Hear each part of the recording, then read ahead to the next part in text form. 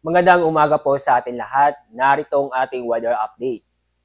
Humina ang amihan o northeast monsoon at hindi na po ito nakakaapekto sa bansa.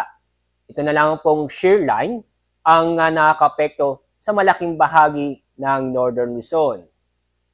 Kaya sa malaking bahagi ng northern Luzon, makakaranas po tayo ng maulan na panahon.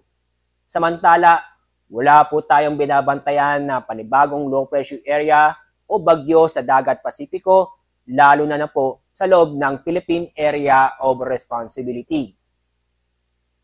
Sa araw nito, makakaranas po tayo ng maulap na palangitan na may tsansa ng mga kalat-kalat na pag-ulan at thunderstorm sa Cagayan, Isabela, Apayao, at kasama na rin po ang Batanes at Ilocos Norte.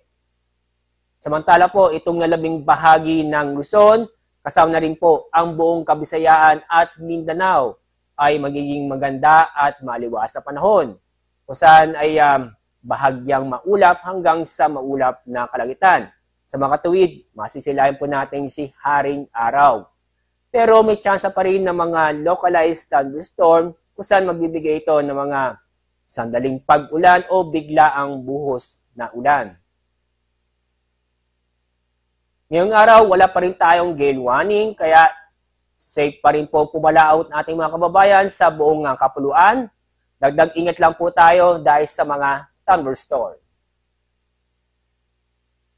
Sa weather outlook sa mga piling lugar, mula bukas hanggang Monday next week ay patuloy pa rin tayo makakaranas ng maganda at maliwas sa panahon kung saan makakaranas pa rin tayo ng bahagyang maulap hanggang sa maulap ang kalangitan.